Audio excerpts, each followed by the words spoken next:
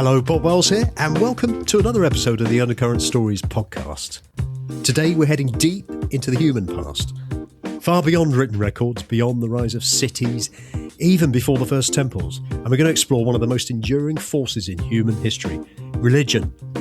We're going to divide this conversation into a mini-series of 3 parts. And to guide us through this sweeping journey is someone who knows our evolutionary story exceptionally well, Professor Robin Dunbar. Robin is Professor of Evolutionary Psychology at the University of Oxford and Fellow of the British Academy and of the Royal Anthropological Institute. You may be familiar with Professor Dunbar's groundbreaking work on human social networks and in particular Dunbar's number. But his research also opens a remarkable window onto how belief systems emerged, how rituals bound our ancestors together, and why religion became such a powerful engine of cohesion in early societies. In his book, How Religion Evolved, Robin pieces together evidence from anthropology, primate behaviour, archaeology and neuroscience to explain how a set of practices, for example singing, dancing, storytelling or inspiring ceremony, helped small bands of early humans survive and thrive. In the first episode, Professor Dunbar will take us deep into our past, from early human consciousness and language to the origins of belief itself. We explore how the human mind evolved the ability to imagine other worlds and why awareness of death may have shaped religion. I hope you enjoy the show. Hello and welcome to Undercurrent Stories, Professor Dunbar. Great to be here with you. Thank you ever so much for coming on. I was wondering if before we talk about your life as an evolutionary psychologist, could you just tell us a bit about yourself, your life growing up, and how you became interested in this particular subject, please? How long have you got? Well, as long as you like. Well, I suppose, I don't know. I suppose a lot of this goes back to the fact that I grew up in Africa, in East Africa. And we mixed a great deal with a very wide variety of people. My father had been born and grew up in India, so he spoke Hindi fluently. So we mixed a lot with the various Indian communities. I knew the difference between Parsis and Sikhs and Hindus and different kinds of Muslims from knee high, as it were, and very familiar likewise with the local African tribal religions among whom we lived.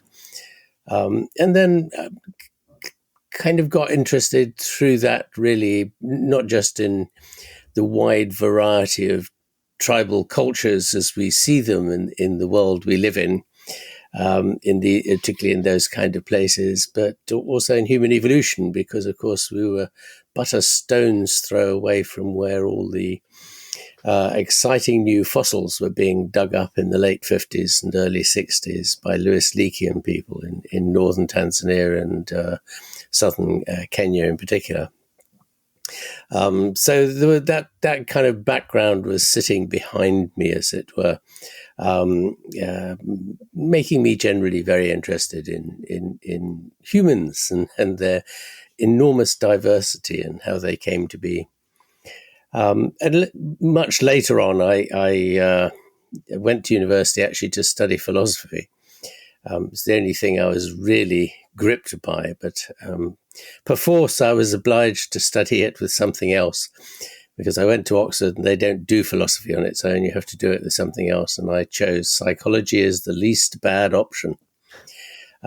Fortunately, because psychology introduced me to animal behavior and to the sciences. I really considered myself a deeply dyed-in-the-wool humanities person who didn't sully his fingers with practical things like science. But psychology introduced me to the sciences and really shifted me into science as a career, really. So I went and studied monkeys in Africa, the behavior and ecology of monkeys in Africa. And that is what I did for about 20 years.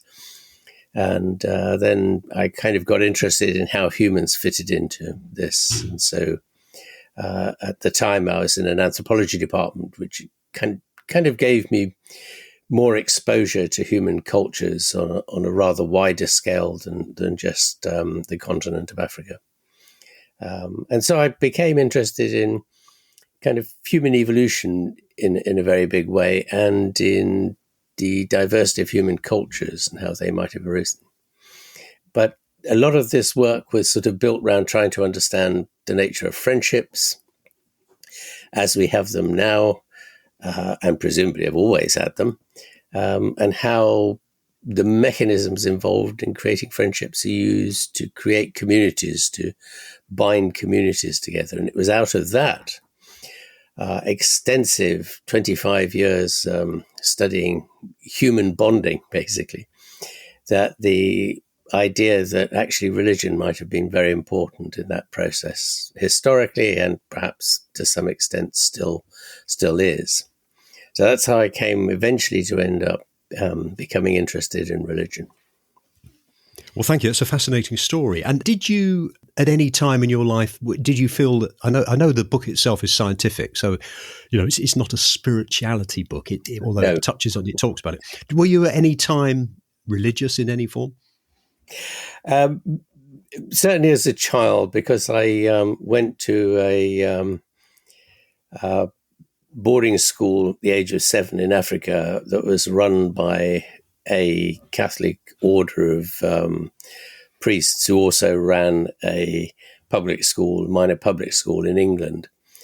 And so, although I suppose our family came from a kind of Presbyterian Congregationalist background, I was then exposed very intensively, inevitably, for about, from the age of 7 to the age of 12, really, 5 years, to all the whistles and bells of Catholicism in a very deep sort of way. I guess probably became quite heavily influenced by it. But I then came to boarding school, secondary school at 13 in England, which was very much traditional Anglican environment. So I had another taste of that. But then I had a cousin who was extremely interested in Buddhism, and he very nearly converted me into Buddhism. Oh, right. So I've had a fair look around the supermarket, you might say. Yeah. Yeah, it's interesting, isn't it? I mean, I was brought up in Church of England, and I always felt I believed and maybe still do to a certain extent. But I think I got to that point where I sort of thought, okay, so I'm brought up in England. I've been brought up Church of England, and I'm told what I believe in is right. What about all these other religions? And that's what started making me making me think about other stuff. Interesting. Yeah. I guess it would be helpful, and you might sort of think it's an obvious question, but before we go into some of the subjects in the book, is it helpful perhaps just to define what religion is, so we've got a baseline? Well, that's probably the $94,000 question of the whole of the field of religious studies. In many ways, I mean, it has in many ways defeated everybody to find a universal definition that fits all. And I think one comes back to what philosophers would generally refer to as a definition which is some bits of the definition will always be found in something that we regard as religion, but not all the bits, as it were. So it's what's known as being severally and jointly true. That's to say, several bits of it are true, but it's broadly jointly true, but not everything applies to all religions. So I came round to the view, I must say, that thinking about religion and its origins, that actually what was critical about religion was not the actual beliefs, the particular beliefs of a religion. Of course, many of them historically evolved out of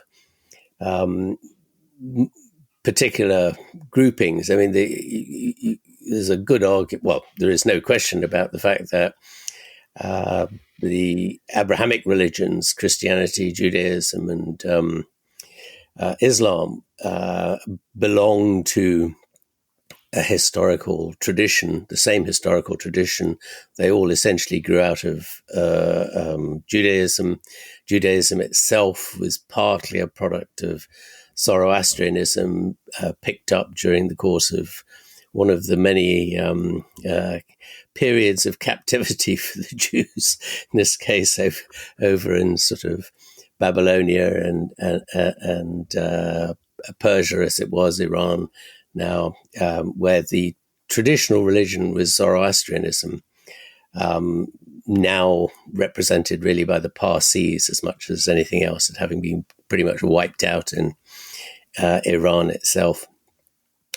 And also, it's very, generally speaking, Zoroastrianism is thought to be the oldest of the formal religions, and that it had quite a bit of influence onto the various Indian religions. So the Indian religions themselves create another subfamily.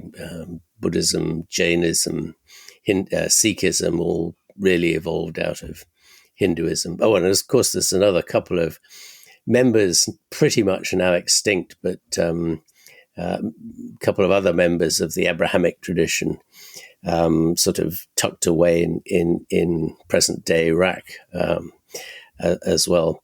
But all these groups of religions have very much in common. You really have to go as far as China before you start finding religions that have their own origins. And then that's sort of what you'd consider the major world religions all kind of go back to the same sources. There's a lot of toing and froing between them. It's sometimes pointed out that a lot of what Jesus Christ taught himself, as reflected in the Gospels, has quite distinct traces of either Buddhism or Hinduism in it. And there are elements in there which are simply not standard Judaism and seem to have come from further east. And sort of that group of religions you might sometimes refer to as the revealed religions, because almost all of them were brought to us, if you like, or to the communities where they started up by a particular prophet or founder. And they are sort of separate from the polytheistic religions, of which, of course, the Greek and Roman and Norse religions were very good representatives, but they're very widespread, particularly in the agricultural areas.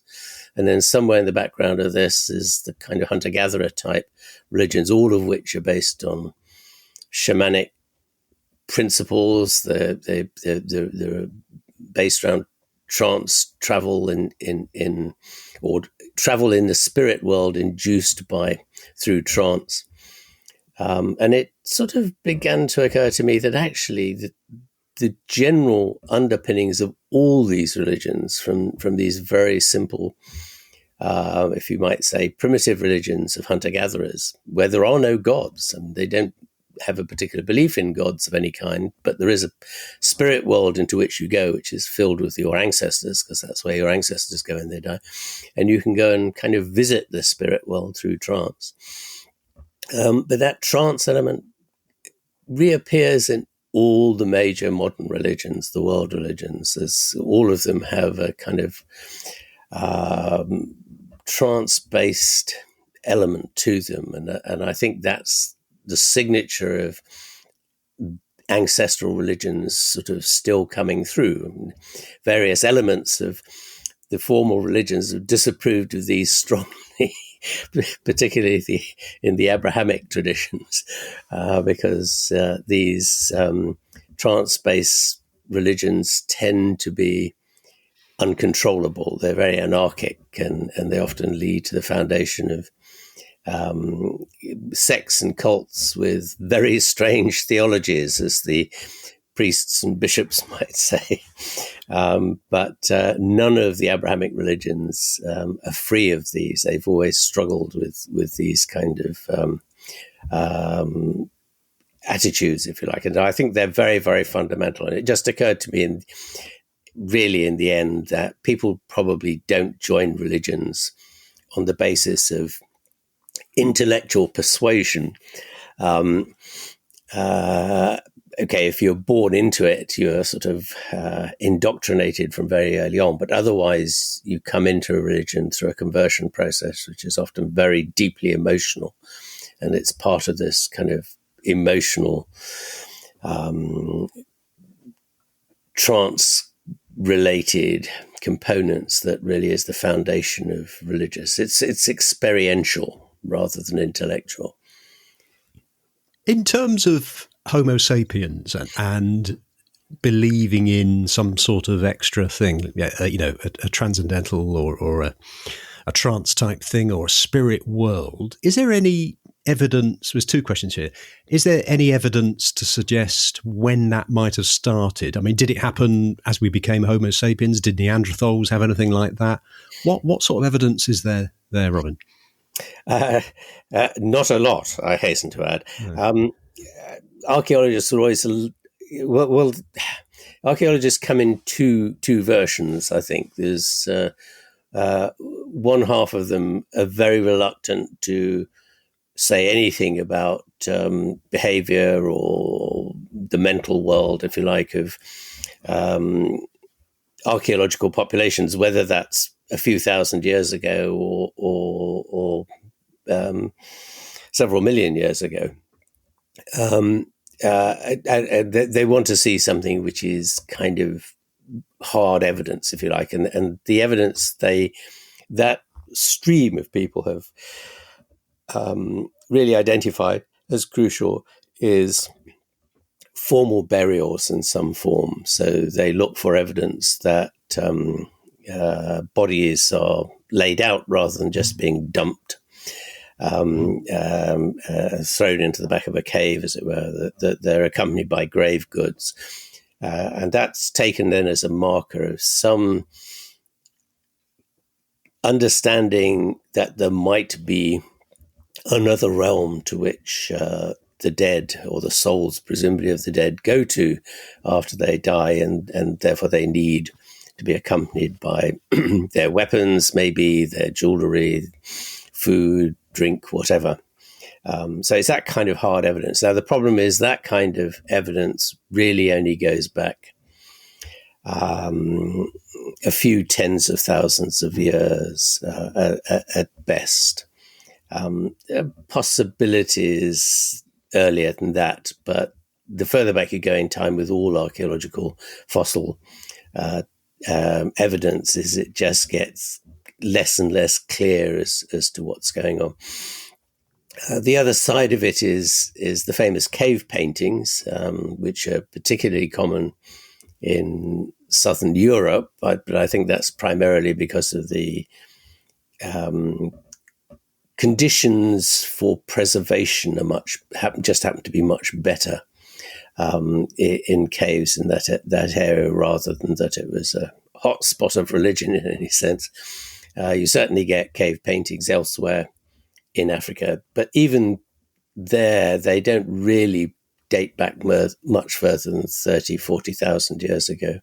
So we're still talking about Homo sapiens here, and nobody else being around by that stage. Earlier than that, the other half of archaeologists, particularly the paleoarchaeologists, are always anxious to claim that modern human psychology, if you like, and behavior appeared as early as possible for some reason that sometimes baffles me. But there have been claims that some of these very early, what I think most of the paleo people would call non-human, because humans refers specifically to really ourselves and our immediate predecessors, the Heidelberg folk, the Neanderthals, and the Denisovans from the Far East. And that takes us back 500 or 600,000 years only. Prior to that, you've got archaic humans who, or early humans rather, Homo erectus, Homo ergaster, these kind of species, which had much smaller brains than us and clearly weren't in the same league. But nonetheless, the paleo people would like to be able to show that they're fully human and have religions on the basis of what is often extremely dubious evidence, I think, by anybody's standards. So I think probably if one were to push the evidence, the archaeological evidence, as far as it'll go, one might be tempted to conclude that religion evolved only maybe 50,000, 60,000 years ago. I think that's probably a wild underestimate for the simple reason that one can argue a case on the basis of the demands of social bonding and of cognition that religions probably emerged somewhere with the appearance of what are technically known as archaic humans, let's say the Heidelbergs and the Neanderthals. Heidelbergs were the earlier folk, as it were, the common stem for all of us. Sort of around about 600,000 years ago, perhaps, or a little after that. But that's my argument on that is based on the fact that by that stage, the size of groups that they were living in, and we can estimate that pretty accurately, I think, from the size of their brains, had reached the point where they needed something very powerful to bind them together as a community, to keep everybody on the same page, and rather than falling out with each other and walking off in a huff and causing groups to disband, which would otherwise happen.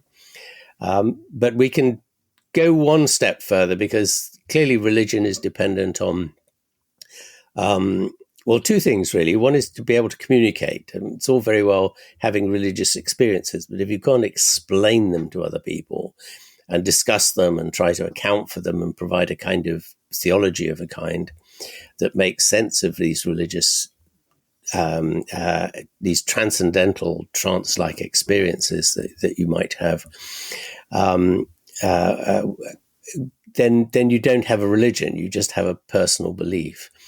So the question then becomes, well, when did language evolve? Well, we can nail that down now, I think, very clearly to the archaic humans around 500,000 to 600,000 years ago, because there's a major sea change at that point in 7 or 8 important anatomical indices of the capacity for speech. And these have to do with the sizes of the nerves that innervate the breath control, the sizes of the inner ear components that allow us to hear the full range of human speech. These all undergo, all at the same time, a major sea change from primate-like sizes to modern human-like sizes. So it looks like we can nail down the origins of speech there, but we wouldn't be having fully modern speech at that point, because the last component of this is this capacity to imagine other worlds. And this depends on this ability to understand other people's mind states, that's known as theory of mind, or more generally mentalizing or mind reading. Yes. And, that's what really allows us, to imagine the world, a world that's different to the world we actually live in and see and feel, if you like. In other words, a spirit world that you might go visiting in the course of trance, but also to have the imaginative capacity to think up explanations or theologies, if you prefer, to explain the nature of these spirit worlds that you have this kind of direct mental experience of during trance. And that's really and that's also very closely tied to language, because that is what partly allows us to have complex grammars.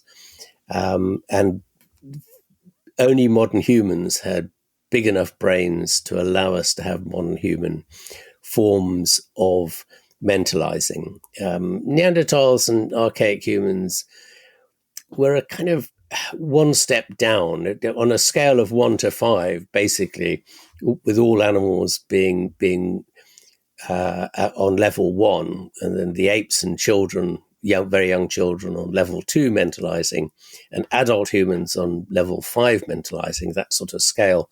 The Neanderthals and the Heidelbergs, they could have done level 4, I think, is a pretty reasonable thing, which means they could have had quite complex stories and be able to sort of explain a lot of these things to each other. But it wasn't quite in the same league as what we've done. This is reflected in the level of humor, I think, the kinds of jokes they would tell.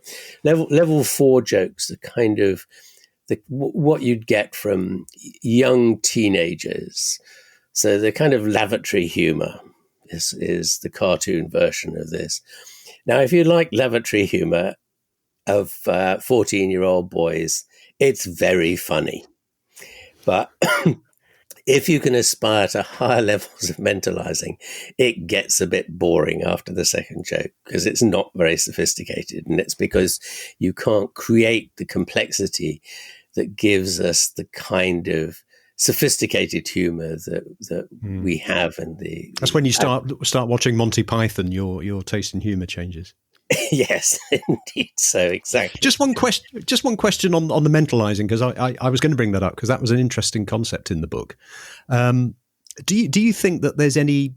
Is it sensible to think, well, actually, if you are aware of death, and actually all my family are dying and I'm going to die sometime, does that then say to an early human, maybe I ought to think about something else? Is that a catalyst, do you think?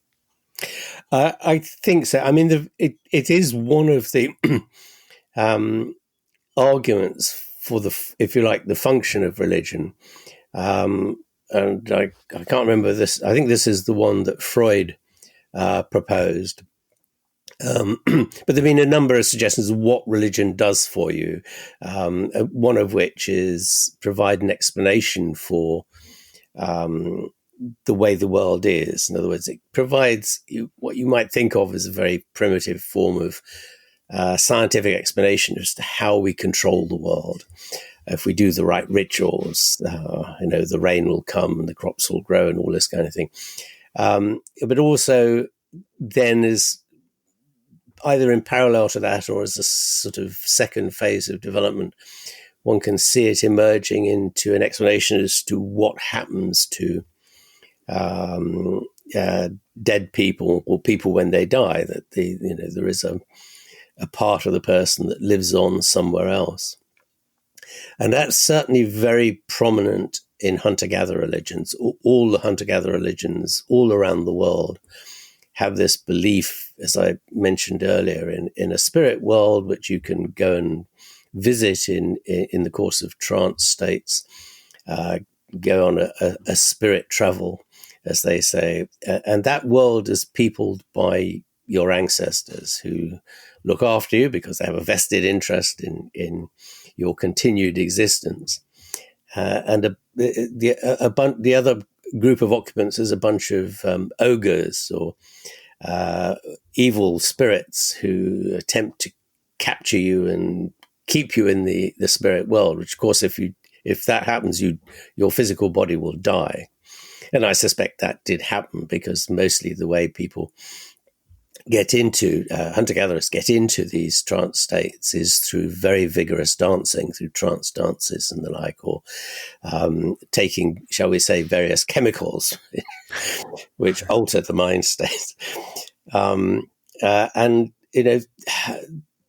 particularly with trance dancing, it can be very, very exhausting. You only go into trance when the body is in a late stage of exhaustion from the dancing.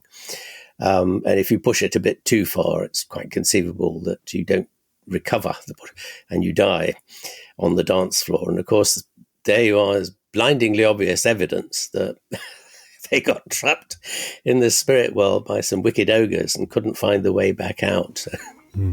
You've been listening to episode 1 of our mini-series on how religion evolved with evolutionary psychologist Professor Robin Dunbar. From early human imagination to spirit worlds, trance, language, and our awareness of death, this episode explored how belief may have emerged long before temples, texts, or organised faith. In episode 2, we'll shift focus from belief itself to something just as powerful: how religion brings people together, strengthens social bonds, and even changes our brain chemistry through ritual, music, and shared experience. If you enjoyed this episode, make sure to follow or subscribe so you don't miss the rest of the series. Thanks for listening, and I'll see you in episode 2.